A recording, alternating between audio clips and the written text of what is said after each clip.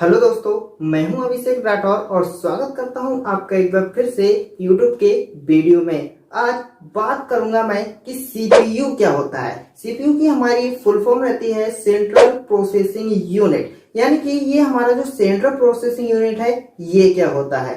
देखिए, हमारे कंप्यूटर में जितने भी लॉजिकल काम रहते हैं या जितने भी प्रोसेसिंग के काम रहते हैं वो सारे किए जाते हैं एक प्रोसेसर के थ्रू, और उसी प्रोसेसर के लिए बोलते हैं हम CPU। यानी कि एक ऐसा यूनिट जो हमारे कंप्यूटर में मदरबोर्ड में बीच में सेंट्रल में लगाया जाता है प्रोसेसिंग करने के लिए, उसे बोला जाता है CPU, सेंट्रल प्रोसेसिंग यूनिट। तो ये तो बात हो गई हमारी इसकी कि ये किस लिए लगाया जाता है। आप लोगों ने सुना भी होगा कि हमारे मोबाइल जो एंड्रॉयड फोन्स हैं इसमें भी प्रोसेसर होते हैं, लैपटॉप हैं, डेस्कटॉप हैं, जितने भी इलेक्ट्रॉनिक गैजेट्स हैं उनमें ज्यादातर प्रोसेसर होते हैं, क्योंकि भाई अगर कुछ प्रोसेसिंग कर रहा है तो कुछ ना कुछ तो उसमें है। और वही होता है जो हमारे पूरे कंप्यूटर को चलाने में भी हेल्प कर रहा है, और वो एक हमारी चिप होती है जिसमें जो इनपुट लेने का काम, आउटपुट देने का काम या प्रोसेस करने का काम भी करता है। ठीक है, तो और अच्छे से समझने के लिए इसको कि ये कितने पार्ट्स में डिवाइड होता है और इसकी प्रोसेसिंग किस किस तरीके से रहती है, तो चलिए यार वीडियो को स्टार्ट करते हैं। तो बात करते हैं हम कि प्रोसेसर, जैसे कि आप लोग स्क्रीन पर देख रहे हैं ये कहलाता है प्रोसेसर। पहले मैं आप लोगों के लिए बता दूं कि प्रोसेसर कितने प्रकार के होते हैं। प्रोसेसर हमारे सिर्फ दो प्रकार के होते हैं, एक LGA और एक PGA। LGA की फुल फॉर्म होती है लैंड ग्रिड एरे और PGA की फुल फॉर्म होती है पिन ग्रिड एरे। इन दोनों की अगर मैं बात करूं तो आप लोग डायग्राम देख सकते हैं, एक हमारा जो दिखा रहा है ये PGA है और एक हमारा है जो LGA है। दोनों में अंतर कुछ भी नहीं है, काम दोनों का सेम रहता है, वर्किंग सेम रहती है। फर्क सिर्फ इतना है कि एक में आपको पिंस दिखाई दे रही होंगी और एक में आपको पिंस दिखाई नहीं दे रही होंगी। तो ये जो पिंस दिखाई दे रही हैं ये कहलाता है पिन ग्रिड एरे, जो कि पहले चलता था, अभी इसका यूज नहीं किया जा रहा है। क्योंकि होता क्या है, जब भी इंस्टॉलेशन इसकी की जाती है तो अगर कोई भी पिन इसकी खराब हो जाती है, मुड़ जाती है, तो ये खराब हो जाता है, फिर वर्क नहीं करता है। तो इसकी जगह पर अब जो चल रहे हैं वो LGA चल रहे हैं, जिसे हम रखते हैं। इसमें खराब होने का कोई भी खतरा नहीं रहता है। ठीक है दोस्तों, तो आप लोग सिर्फ इतना समझ लेना कि अभी जो हमारे चल रहे हैं वो LGA चल रहे हैं। किसी भी सिस्टम में, किसी भी लैपटॉप में, डेस्कटॉप में आप देख सकते हो, तो आपको इस तरीके का प्रोसेसर देखने को मिल जाता है। बात करते हैं जो हमारा प्रोसेसर है, ये प्रोसेसर कितने टाइप, बात करते हैं कि हमारा ये जो प्रोसेसर है इसके कितने पार्ट्स होते हैं। तो ये जो हमारा प्रोसेसर है इसके तीन पार्ट्स होते हैं, एक ALU, एक CU और एक MU। ALU arithmetical logical unit, CU control unit, MU memory unit. अगर ये जो तीनों आप लोग देख रहे हैं, इन तीनों का क्या काम रहता होगा, तो पहले मैं आप लोगों को दिखाऊं ALU। ALU की फुल फॉर्म होती है अर्थमेटिकल लॉजिकल यूनिट। तो फुल फॉर्म से तो आपको पता लग ही रहा है कि क्या काम करता होगा। तो ये जो हमारा दिखा रहा है यहाँ पर, ये अर्थमेटिकल जितनी भी कैलकुलेशंस होते हैं, जितनी भी प्रोसेसिंग रहती है, गणनाएं करने का जो भी काम होता है, ये प्रोसेसर का ALU यूनिट करता है। जितनी भी logical calculation, arithmetical, plus minus division, जितनी भी तरह की कैलकुलेशन रहेंगी मैथमेटिकल, वो सारा करता है ALU। दूसरे नंबर पर आता है हमारा CU control unit. Control unit की अगर हम बात करें तो ये कंट्रोल करता है कि कौन से टास्क को परफॉर्म कराना है, कौन से टास्क को इनपुट लेना है, कौन से टास्क को आउटपुट देना है। कहने का मतलब है कि हम क्या काम कर रहे हैं, कौन सी विंडो में काम कर रहे हैं, कौन से टास्क पर काम कर रहे हैं, इन सभी चीजों को कंट्रोल करता है। साथ ही साथ ये हमारे हार्डवेयर डिवाइसेस जो पेरिफेरल कंपोनेंट्स होते हैं उन्हें भी कंट्रोल करने का वर्क करता है, कि जो हमने आउटपुट की कमांड दी है, प्रिंट की कमांड दी है, वो प्रिंटर तक पहुंचनी चाहिए। हम जो इनपुट दे रहे हैं तो उसके साथ हमारा कीबोर्ड कंट्रोल होना चाहिए, माउस कंट्रोल होना चाहिए। तो ये सारी जो चीजें हैं ये काम करता है कंट्रोल करने का, वो है हमारा CU। तीसरे नंबर पर आता है हमारा MU। MU की अगर मैं बात करूं तो ये मेमोरी यूनिट होता है। मेमोरी का काम होता है डाटा को स्टोर करके रखना। लेकिन बात ये आती है कि डाटा तो हमारे और भी चीजें हैं, दूसरी मेमोरीज हैं, वो स्टोर कर रही हैं। तो भैया ये जो है ये सिर्फ उस डाटा को स्टोर करेगा जो सीपीयू के पास प्रोसेसिंग करने के लिए आता है, यानी रॉ मटेरियल। हम क्या बोल सकते हैं, रॉ डाटा, जो कच्चा डाटा होता है। एक प्रोसेस डाटा होता है, कच्चा डाटा होता है। जैसे ही हम कोई भी डाटा इनपुट करते हैं, किसी पर वर्क करते हैं, तो वो हमारा सीधे एमयू में जाकर स्टोर हो जाता है और वहीं से प्रोसेसर उसे उठाकर उसमें प्रोसेसिंग करता है और प्रोसेस्ड डाटा का आउटपुट दे दिया जाता है, जिसे बोला जाता है हमारा आउटपुट या रिजल्ट। ठीक है, तो ये तो बात हो गई हमारी सीयू की, एमयू की और एएलयू की।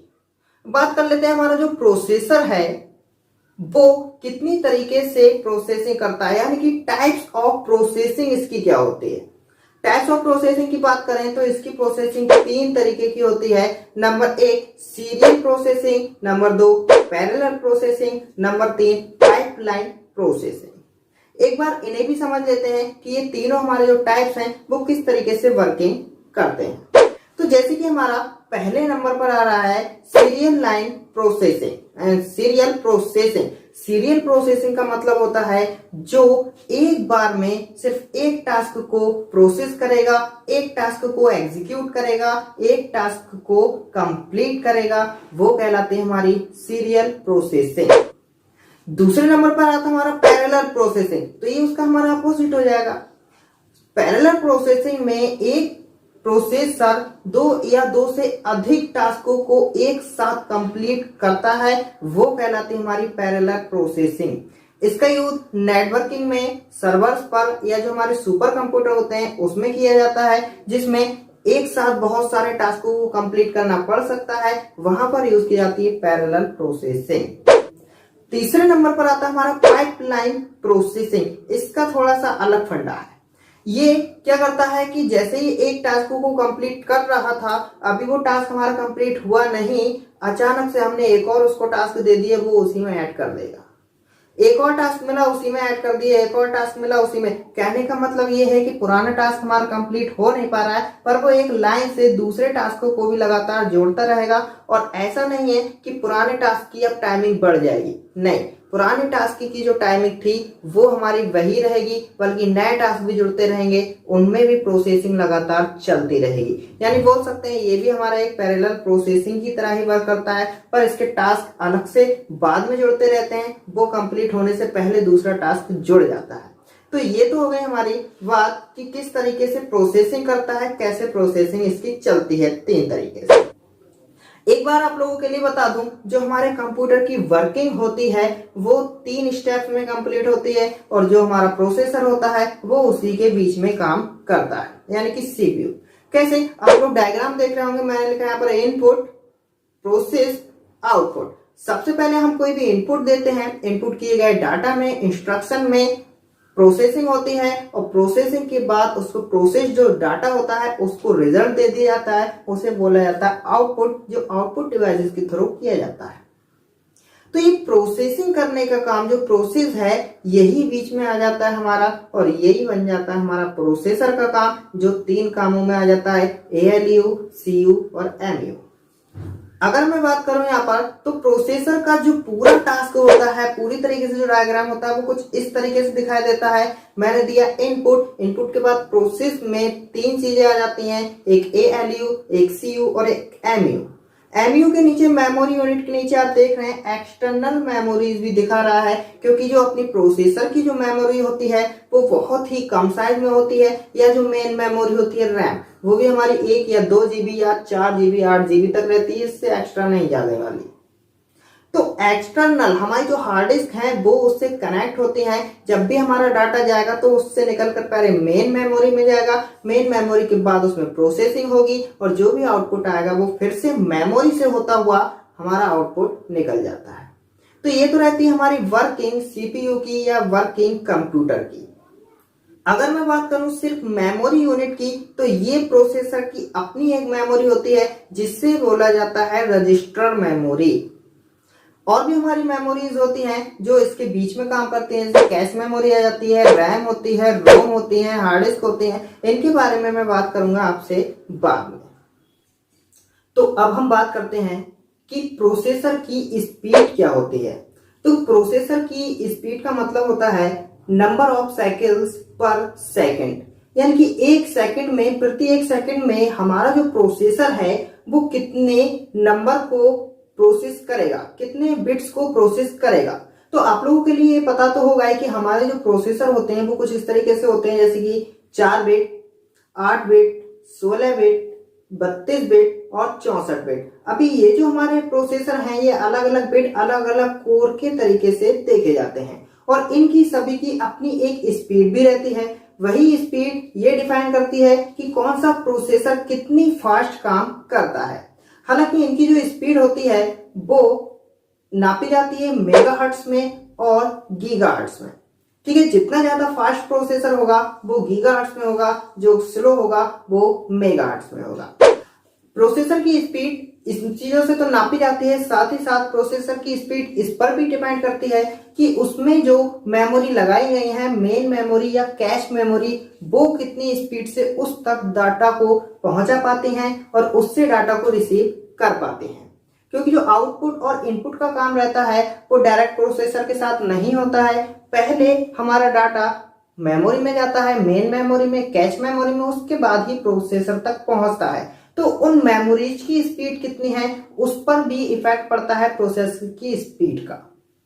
तो हम बात कर लेते हैं कैश मेमोरी के बारे में। तो जो हमारी ये कैश मेमोरी होती है, कैश मेमोरी एक ऐसी मेमोरी होती है जो मेन मेमोरी यानी कि रैम और प्रोसेसर के बीच में वर्क करती है। कौन सी मेमोरी है हमारी? एक कैश मेमोरी जो प्रोसेसर और मेन मेमोरी रैम के बीच में वर्क करती है।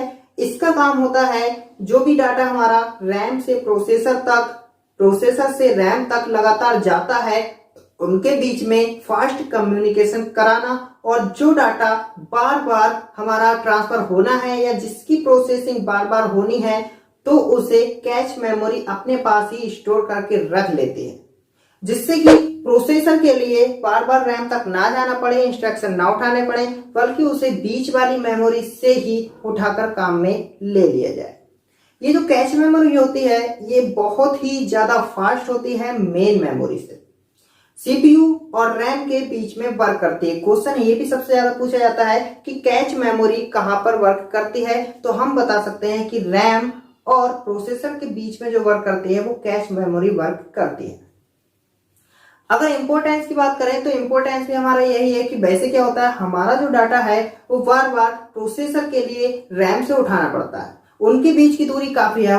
जो रैम की जो स्पीड होती है वो 700 ns लगभग होती है, यानी कि नैनो सेकेंड, 700 नैनो सेकेंड इसका प्रोसेस टाइम रहता है। जबकि जो हमारी कैश मेमोरी होती है उसका जो हमारा रहता है टाइम वो सिर्फ 100 ns यानी 100 नैनो सेकेंड होता है। तो ये हमारी इतनी ज्यादा फास्ट होती है।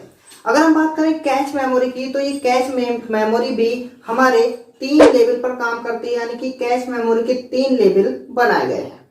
पहला लेवल जो हमारा सिर्फ 8 से 64 बिट केबी का ही होता है, 64 किलोबाइट तक का ही रहता है, उससे ज्यादा उसमें मेमोरी नहीं आ पाती है। दूसरा जो साइज होता है वो हमारा 1 MB तक रहता है।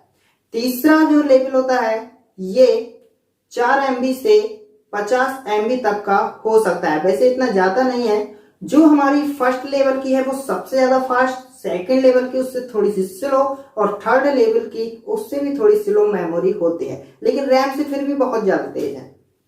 अगर बात करें हम प्रोसेसर की तो प्रोसेसर के पास अपनी भी एक मेमोरी होती है जिसका साइज बहुत ज्यादा कम होता है, जिसे रजिस्टर मेमोरी बोला जाता है, जो उसकी खुद की होती है। वही हमारी लेवल 1 कैश मेमोरी कहलाती है, ये सिलिकॉन की बनाई जाती है।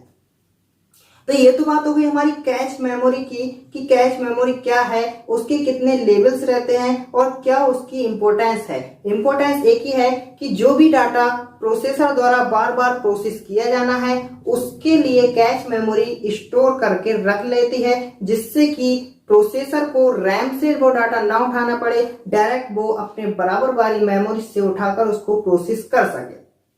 इससे क्या होता है, हमारे प्रोसेसर की, हमारे कंप्यूटर की स्पीड बहुत ज्यादा बढ़ जाती है एक कैश मेमोरी से।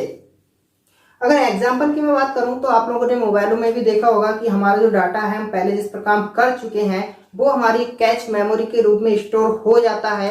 अगर बात करें हम वेब ब्राउजर की तो उसमें हमारी सारी हिस्ट्री आ जाती है, या कोई भी हमने काम किया है कोई भी वेब ब्राउजर पर या एप्लीकेशन पर काम करते हैं तो उसमें हमारी हिस्ट्री हो जाती है और वो हिस्ट्री ही हमारी कैच होती है, जो अगर हम दोबारा उस पर काम करते हैं तो वो बहुत ही ज्यादा फास्ट तरीके से किया जाता है। तो आज की इस वीडियो में हमने देखा कि प्रोसेसर क्या होता है, प्रोसेसर कितने प्रकार के होते हैं, प्रोसेसर वर्क किस तरीके से करता है, डायग्राम क्या होता है, और कैच मेमोरी, मेमोरी के लेवल और कैच मेमोरी का इंपॉर्टेंस क्या रहता है। आज की इस वीडियो में सिर्फ इतना ही, और मैं मिलूंगा आप लोगों से अगली वीडियो में जिसमें मैं CCC का जो नेक्स्ट टॉपिक है उसके लिए एक वीडियो बना रहा हूं। जब तक के लिए जय हिंद जय भारत।